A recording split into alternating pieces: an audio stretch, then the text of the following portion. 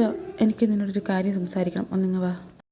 ശരി സുധ, ഞാൻ ക്ലാസ്സിൽ കാണും. നീ സംസാരിച്ചിട്ട് അങ്ങോട്ട് വന്നാൽ മതി. ആടി, നീ പൊക്കോ, ഞാൻ വന്നോളാം.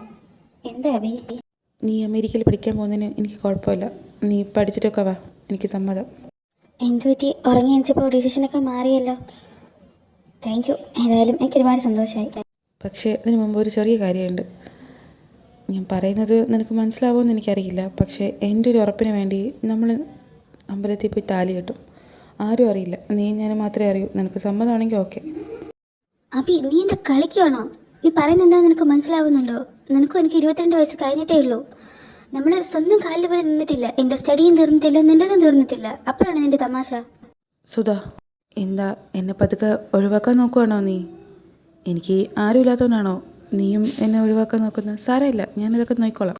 നിന്നെ ഒഴിവാക്കണമെങ്കിൽ എനിക്ക് നിന്റെ മുഖത്ത് നോക്കി പറയാം, എനിക്കിതിന് ഇഷ്ടമല്ല, നമുക്ക് പിരിയാന്ന്. അതല്ലടാ, നീ ഇന്ന് മനസ്സിലാക്ക്. അതൊക്കെ വിട്. നീ എന്നെ വിട്ട് പോകുന്നു എന്നറിഞ്ഞപ്പോൾ നിൻ്റെ ഏട്ടനാ, എപ്പോൾ വേണമെങ്കിലും എന്ത് വേണമെങ്കിലും ചെയ്യാം. അതൊക്കെ ആലോചിച്ചപ്പോൾ ഞാൻ കരുതി ആരും അറിയാത്തൊരു താലി കെട്ടിയാൽ ഏതെങ്കിലും ഒരു നിമിഷം നീ എന്നെ വിട്ട് പോവുകയാണെന്നുള്ളൊരു സിറ്റുവേഷൻ വരുമ്പോൾ എനിക്കത് കാണിച്ച് നിന്നെ സ്വന്തമാക്കാമല്ലോ എന്ന് കരുതി. വേറെ ഒന്നും ഞാൻ മനസ്സിൽ പോലും കരുതിയിട്ടില്ല. ഓക്കെ, പൊക്കോ, എവിടെയാണെന്ന് വെച്ചാൽ. അബി, ഞാൻ എങ്ങും പോകുന്നില്ല. ജസ്റ്റ് ഒരു 3 ഇയേഴ്സ് പഠിച്ചിട്ട് തിരിച്ച് വരുമല്ലേ. കണ്ടില്ലേ, നിനക്ക് ജസ്റ്റ് 3 ഇയേഴ്സ്. അത് നിനക്ക് എന്നെ കാണാതെ 3 വർഷം ഇരിക്കാന്ന് വെച്ചാൽ സിമ്പിളാണ്. പക്ഷെ ഞാൻ അങ്ങനെയല്ല. അതുകൊണ്ടാണ് എനിക്ക് ഇങ്ങനെയൊക്കെ ചിന്തിക്കാൻ പറ്റണേ. ശരി, ഓക്കെ. എന്താ നിൻ്റെ പ്ലാൻ? ആ പ്ലാൻ കേട്ടിട്ട് ഞാൻ പറയാം, വേണോ വേണ്ടേന്ന്. പോരെ, നീ പറ എന്താ. സുധി, നമുക്ക് ഏതെങ്കിലും ഒരു അമ്പലത്തിൽ വെച്ച് ജസ്റ്റ് ഒന്ന് താലി കെട്ടാം. ഏതെങ്കിലും ഒരു പോയിന്റിൽ നീ എന്നെ വിട്ട് പിരിക്കുമെന്ന് അറിഞ്ഞാൽ അത് മതിയല്ലോ നമുക്ക് ബലം. ശരി, ഞാൻ സമ്മതിക്കാം. പക്ഷേ ഇതൊരിക്കലും എൻ്റെ ഏട്ടൻ അറിയരുത്. അത് നീ എനിക്ക് വാക്ക് തരണം. ഏട്ടനല്ല, ആരും അറിയരുത്. ഇനിയുള്ള 3 വർഷം ഇതാരും അറിയാതെ സീക്രട്ടായിട്ട് കൊണ്ടുപോകാമെങ്കിൽ മാത്രം എനിക്ക് സമ്മതം. ഞാൻ ആരോടും പറയില്ല, നീ ആരോടും പറയാതിരുന്നാൽ മതി. നമുക്ക് നാളെ തന്നെ എങ്കിൽ താലി കെട്ടിയാലോ? എന്താ നിൻ്റെ അഭിപ്രായം? നാളെ തന്നെയോ? ഇനി 2 മാസമേ കോളേജുള്ളൂ. അതിലൊരു മാസം കഴിഞ്ഞാൽ പിന്നെ പകുതി ലീവായിരിക്കും. ലീവുള്ള സമയം നിൻ്റെ ഏട്ടൻ പുറത്തോട്ടില്ല. പിന്നെ എങ്ങനെയാ? നാളെ തന്നെ മതി എന്നാ എൻ്റെ അഭിപ്രായം. നീ വരുവാണെങ്കിൽ നമുക്ക് നടത്താം. ശരി, ഞാൻ വരാം. പക്ഷേ അബി, ഇതിൻ്റെ പേരിൽ ഒരു പ്രശ്നം ഉണ്ടാവരുത്. ഉണ്ടായാൽ എല്ലാം നീ നോക്കണം. ആ ഉറപ്പ് നീ എനിക്ക് തരണം. പറ്റുമോ? ഇതിൻ്റെ പേരിൽ എന്തുണ്ടായാലും ഞാൻ നിൻ്റെ കൂടെ ഉണ്ടാവും. പ്രോമിസ്.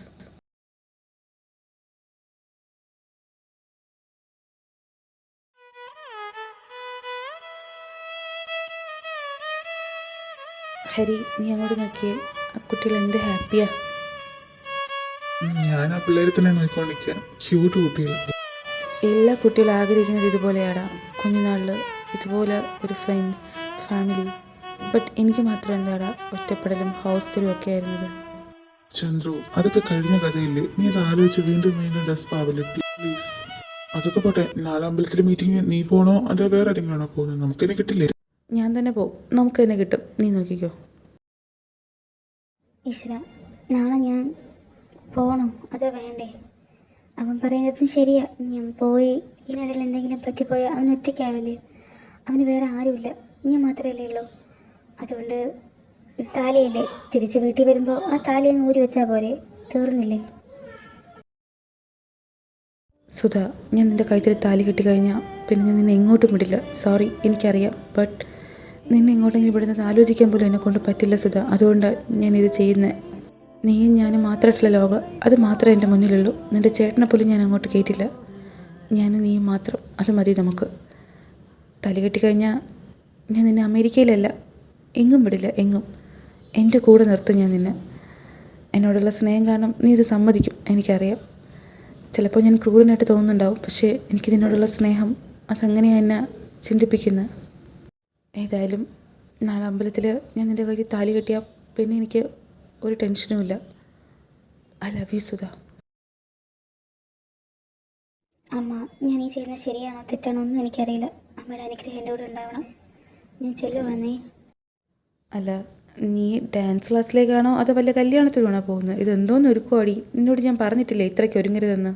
എൻ്റെ പൊന്നേട്ട, പെൺകുട്ടികളായാൽ കുറച്ചൊക്കെ ഒരുങ്ങണം. പിന്നെ ഏട്ടനെ അനുഗ്രഹിക്കണം. ഇതെന്താ ഒരു പുതിയ ശീലം? അനുഗ്രഹമോ? ഇവിടെ ഡാൻസ് ക്ലാസ്സിൽ തന്നെയാണോ പോകുന്നത്? അബി, നീ ഒന്നുകൂടെ ഒന്ന് ആലോചിക്കടാ. അവളുടെ റൈറ്റ്സ് അല്ലേ പഠിക്കുക എന്നുള്ളത്. പഠിച്ചു കഴിഞ്ഞാൽ അവൾ തിരിച്ചു വരില്ലേ? ഇത്രയും പെട്ടെന്ന് ഇങ്ങനൊരു കല്യാണം അത് വേണോടാ? നിങ്ങൾക്കാർക്കും എന്താ എന്നെ മനസ്സിലാവാത്ത? എനിക്ക് അവളെ പിരിഞ്ഞിരിക്കാൻ പറ്റില്ല, അതുകൊണ്ടാ. ശരി, നിന്റെ ഇഷ്ടം പോലെ എന്താന്ന് വെച്ചാൽ ആയിക്കോ. എടാ നീ വാ, നമ്മൾ അമ്പലത്തിന്റെ പുറത്തുണ്ടാവും. அந்த நாளில் அந்த நேரம் உன்னை பார்த்தேன் கண்ணம்மா, அந்த பார்வை ஒன்று போதும் என்ன வேண்டும் என் கண்ணா, கொஞ்சம் நேரம் கொஞ்சி பேச நெஞ்சில் ஏக்கும் கண்ணம்மா. ഒരു മിനിറ്റേ. ഹലോ, പറയടാ. എന്താ? എന്തു പറ്റി? അബി, പുറത്ത് ഇതാ ഇവിടെ കുറച്ച് ഗുണ്ടകളുണ്ട്. നിങ്ങളുടെ ഫോട്ടോസ് വെച്ചിട്ട് അന്വേഷിക്കുന്ന. നീ ആരോടെങ്കിലും പറഞ്ഞിരുന്നോ? ഐ തിങ്ക് ഇത് അവളുടെ ബ്രദർ അയച്ച ആരെങ്കിലും ആണെന്നാണ് തോന്നുന്നത്. ഞാൻ ആരോടും പറഞ്ഞിട്ടില്ല. അവളും ആരോടും പറയാൻ ചാൻസ് ഇല്ല. ഞങ്ങളുടെ ഫോട്ടോസ് തന്നെയാണോ? നീ ശ്രദ്ധിച്ച് നോക്ക്. ഞങ്ങളടുത്ത് ചോദിച്ചു. നിങ്ങളുടെ രണ്ടുപേരെ ഫോട്ടോയാണ് കാണിക്കുന്നത്. ഒരു കാര്യം ചെയ്യ്, അവളോട് വീട്ടിൽ പോകാൻ പറഞ്ഞിട്ട് നീ വാ. ഞങ്ങളുടെ വണ്ടിയുണ്ട്, അവളെയും കൊണ്ടുവരണ്ട, ചിലപ്പോൾ കേസാവും. ശരി, ഞാൻ നോക്കട്ടെ. സുധ, നീ വീട്ടിൽ നിന്ന് ഇറങ്ങിയപ്പോൾ ഏട്ടന് എന്തെങ്കിലും സംശയം ഉണ്ടായോ? ഏട്ടൻ ഗുണ്ടകൾ അയച്ചിട്ടുണ്ട്. നീ വീട്ടിൽ പറഞ്ഞിട്ടാണോ വന്നത് ഇങ്ങോട്ട് വരുന്നതും താലിയുടെ കാര്യമൊക്കെ? ഏട്ടൻ അറിഞ്ഞെന്നോ? ഞാൻ പറഞ്ഞിട്ടില്ല. അബി, ഏട്ടൻ അറിഞ്ഞ ഏട്ടൻ എന്നെ കൊന്നുകളയും. ഞാനിനി ഇങ്ങനെ തിരിച്ച് വീട്ടിൽ പോകും. ഏട്ടൻ കൊന്നു കളയുന്നല്ല, കൊല്ലാൻ വേണ്ടി ആളെ വിട്ടിട്ടുണ്ട്. നിന്നെ എന്നെ തപ്പി വെളിയിൽ ഗുണ്ടകളുണ്ട്. ഒരു കാര്യം ചെയ്യ്, നീ വീട്ടിലേക്ക് പോകോ, ഞാൻ വെളിയിലോട്ട് പോവാം. അബി, ഞാൻ വീട്ടിൽ പോയാൽ ഏട്ടൻ എന്നെ ഒറ്റക്കിടല്ലേ? നീയല്ലേ പറഞ്ഞ എന്ത് വന്നാലും നോക്കിക്കോളാന്ന്. ഇപ്പം നീ എന്നെ ഒറ്റയ്ക്കാക്കാണോ? എടാ, മേഡം പറഞ്ഞ ഓർമ്മയുണ്ടല്ലോ, ചെറുക്കനെ ജീവനോടെ വേണം. പെണ്ണ് അതെന്ത് വേണമെങ്കിലും ചെയ്യാം. അബി, നീ എന്താ പറയുന്നത്? എന്നെ ഒറ്റയ്ക്കാക്കി നീ പോവുകയാണോ? നമ്മൾ രണ്ടുപേരും ഒരുമിച്ച് പോയാൽ അവരെന്തായാലും നമ്മളെ പൊക്കും. നിൻ്റെ ഏട്ടനെ ഗുണ്ട അയച്ചത്. നിന്നെ ഒന്നും ചെയ്യില്ല, സേഫായിട്ട് വീട്ടിലെത്തിക്കും. അതുകൊണ്ട് നീ പേടിക്കണ്ട. എന്നെ അവരെന്തെങ്കിലും ചെയ്താലേ ഉള്ളൂ. ഞാൻ പോവാ, നീ വീട്ടിൽ പൊക്കോ. അബി, പോവല്ലേ പ്ലീസ്. ഈശ്വര, എന്നെ ഒറ്റയ്ക്കാക്കിയപ്പം പോയല്ലോ. എന്നെ വിശ്വസിച്ചല്ലേ ഞാൻ വന്നത്. എന്നിട്ടിപ്പോൾ എന്നെ ഇനി ആരെ ഇവിടെ നിന്ന് രക്ഷിക്കാൻ പോകുന്നത്? ഈശ്വര.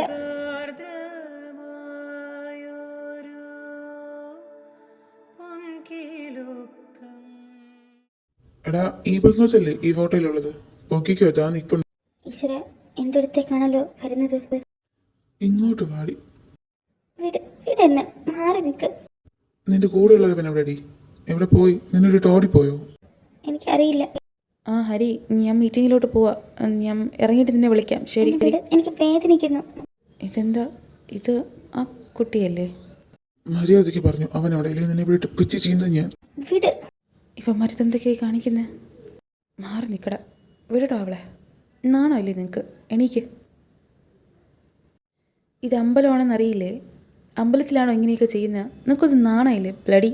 തല്ലി കൊല്ലട അവനെ.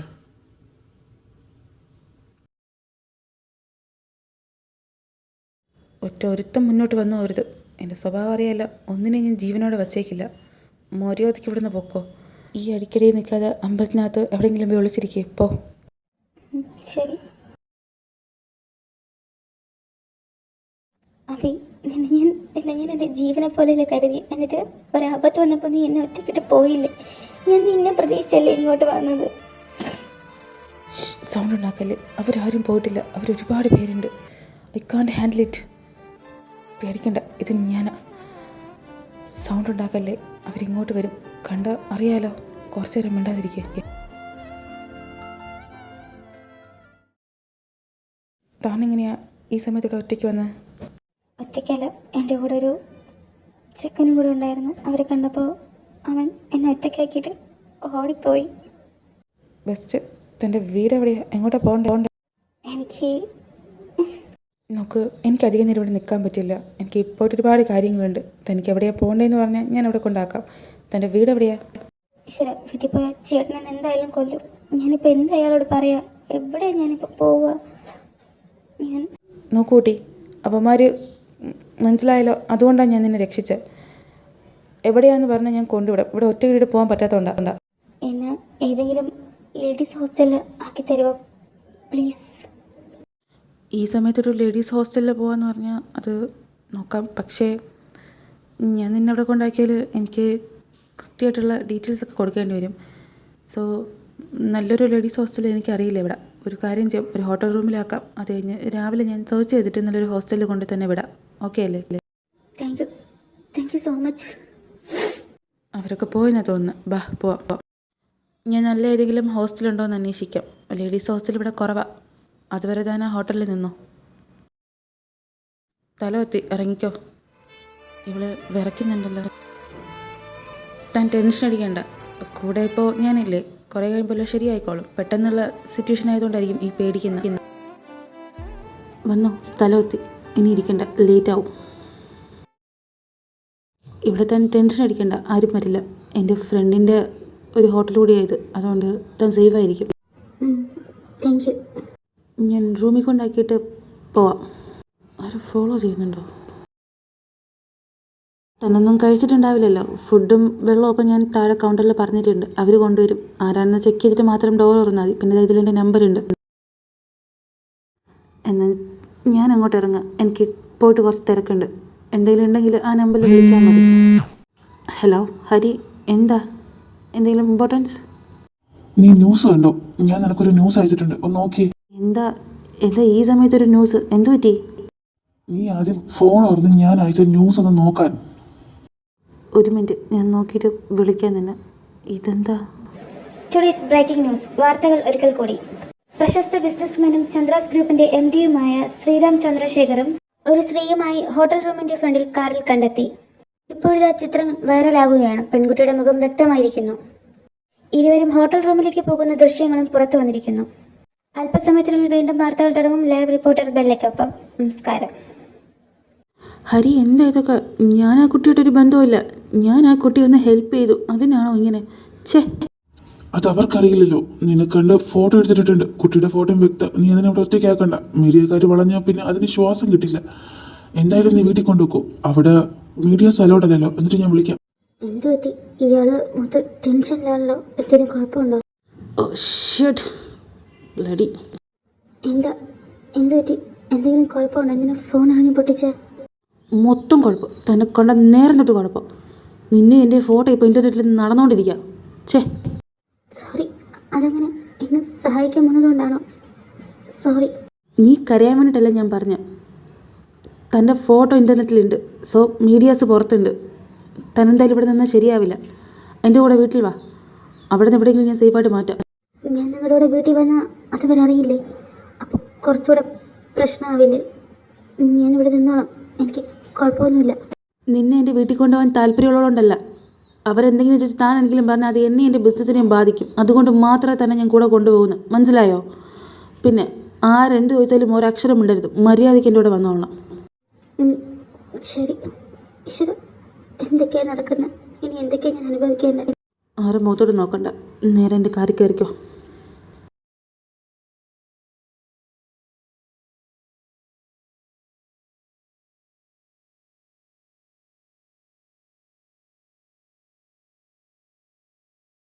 ഇനി ഇവിടെ എന്താണാവോ എനിക്ക് വേണ്ടി കരുതി വെച്ചിട്ടുണ്ടാവുക? എന്താ, നീ ഇറങ്ങുന്നില്ലേ? ആരെയും നോക്കണ്ട. എന്നെ ഫോളോ ചെയ്ത് എൻ്റെ ബാക്കിൽ നിന്ന് വന്നാൽ മതി. രണ്ടുപേരും ഒന്ന് ഇവിടെ നിന്നേ. ചന്തു, എന്താ നിന്റെ ഉദ്ദേശം? നീ ന്യൂസ് കണ്ടോ? എന്താ ഇപ്പോൾ ഓടിക്കൊണ്ടിരിക്കുന്നത്? ഞാൻ കണ്ടു. നിങ്ങളും കണ്ടു കാണുമെന്ന് വിശ്വസിക്കുന്നു. അതിലെല്ലാം ഉണ്ടല്ലോ. ഇനി ഞാനൊന്നും എക്സ്പ്ലെയിൻ ചെയ്യേണ്ട ആവശ്യമില്ലല്ലോ. അങ്ങനെ പറഞ്ഞ് എങ്ങനെയാ ശരിയാവുക? നീ ഇങ്ങനെ ഓരോരുത്തരെ കൊണ്ടുവന്നാൽ ഇവിടെ ഒരു പെൺകുട്ടി ഉള്ളതല്ലേ? ഞാനിതിനു മുമ്പ് എത്ര എണ്ണത്തിന് ഇവിടെ കൊണ്ടുവന്നിട്ടുണ്ട്. ഇതിപ്പോൾ ഞാൻ സ്നേഹിക്കുന്ന പെൺകുട്ടിയാണ്. ഞാൻ ഇങ്ങ് കൊണ്ടുവന്നു. അതിനിപ്പോൾ എന്താ? അത് നീ മാത്രം പറഞ്ഞാൽ പോരാ, ആ കുട്ടിയോടെ പറയണം. പറ മോളെ, നീയും ചന്ദ്രവും തമ്മിൽ സ്നേഹത്തിലാണോ? അത് ആൻറ്റി, അവൾ പറഞ്ഞാലേ നിങ്ങൾക്ക് വിശ്വാസമാവുമെങ്കിൽ ആവണ്ട. ഞാൻ പറഞ്ഞല്ലോ, അതിനപ്പുറം ഇനിയൊന്നുമില്ല. നീ വാ അകത്തേക്ക്. ആ കുട്ടിയെ കണ്ടിട്ട് ഇതൊന്നും നല്ല വീട്ടിലുള്ളതെന്നാണ് തോന്നുന്നത്. ഇവർ തമ്മിൽ സ്നേഹത്തിലായിരിക്കോ? ഈശ്വര, ഇവനിത് എന്തൊക്കെയായി കാണിക്കുന്നത്? ഒന്നും മനസ്സിലാവുന്നില്ലല്ലോ.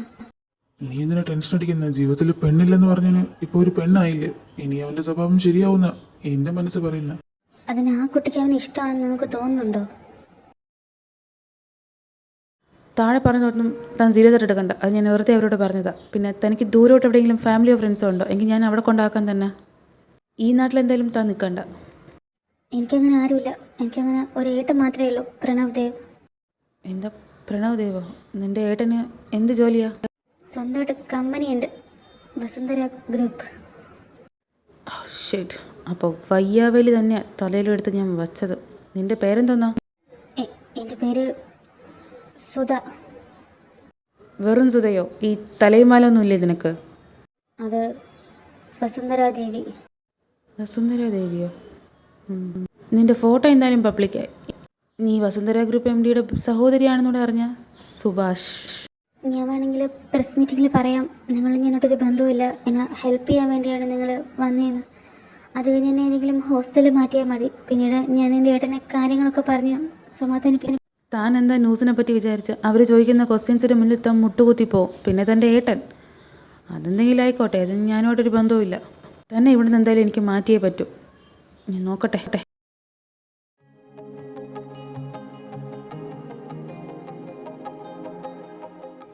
രാധമ്മോ, നീ എന്താ ഈ സമയത്ത്? നീ കുടിച്ചിട്ടുണ്ടോ? ഒരുപാട് കുടിച്ചു. ഞാൻ ആഗ്രഹിച്ചതൊക്കെ നടക്കാൻ പോവായിരുന്നു. അപ്പോഴേക്കും ഠിം എല്ലാം പൊട്ടിപ്പോയി. എന്തു പറ്റി? ഞാനും സുധയും കല്യാണം കഴിക്കാൻ തീരുമാനിച്ചിരുന്നു അമ്പലത്തിൽ പോയതായിരുന്നു. അപ്പോഴേക്കും ഏതോ കുറേ തെണ്ടികൾ ഞങ്ങളെ ഫോളോ ചെയ്തു വന്നു. അങ്ങനെ അത് നടന്നില്ലടാ. കല്യാണോ? ഇത്ര പെട്ടെന്നോ? അവൾ എന്നെ വിട്ട് പോകാതിരിക്കാൻ വേണ്ടി ഞാൻ എടുത്ത പ്ലാനായിരുന്നു. എന്നിട്ട് നീ ബാറിൽ പോയി കുടിച്ച് 4 കല്ല് ഇങ്ങോട്ട് വന്നു. ആ കുട്ടി എവിടെ? അതിനെൻ്റെ വീട്ടിലാക്കിയിട്ട് തന്നെയാണോ നീ വന്നത്? അമ്പലത്തിൽ നിന്ന് ഫ്രണ്ട്സിൻ്റെ വണ്ടി കയറി ഞാനിങ്ങ് വന്നു. അവളോട് വീട്ടിൽ പോകാൻ പറഞ്ഞു. നിന്നെ വിശ്വസിച്ചല്ലേ അവൾ വന്ന? ആ കുട്ടിയെ ഒറ്റയ്ക്കിട്ട് നീ ഇങ്ങോട്ട് വന്നു? എന്ത് പാടായത്? അത് സാരമില്ല, നാളെ കോളേജിൽ പോയി ഞാൻ കാര്യങ്ങളൊക്കെ ഒന്ന് സ്മൂത്തായിട്ട് ഹാൻഡിൽ ചെയ്തോളും. അവൾ ഞാൻ പറഞ്ഞാൽ കേൾക്കും. അവൾ എൻ്റെ സുധയാ. അവൾ സേഫായിട്ട് വീട്ടിലെത്തിയെന്നെങ്കിൽ നീ അന്വേഷിച്ചോ? എനിക്ക് സങ്കടം വന്നാൽ എനിക്കപ്പം നിന്നെ കാണണം. ബെഡ്റൂം അവിടെ, ഞാൻ പോയി കിടക്കുക. Good night. നിനക്ക് നിൻ്റെ സങ്കടങ്ങൾക്കും നിൻ്റെ ഹാപ്പിനെസ്സിനും മാത്രമേ പ്രയോറിറ്റീസ് ഉള്ളൂ. അതുകൊണ്ടാണ് നീ ഇങ്ങനെയൊക്കെ കാണിക്കുന്നത്.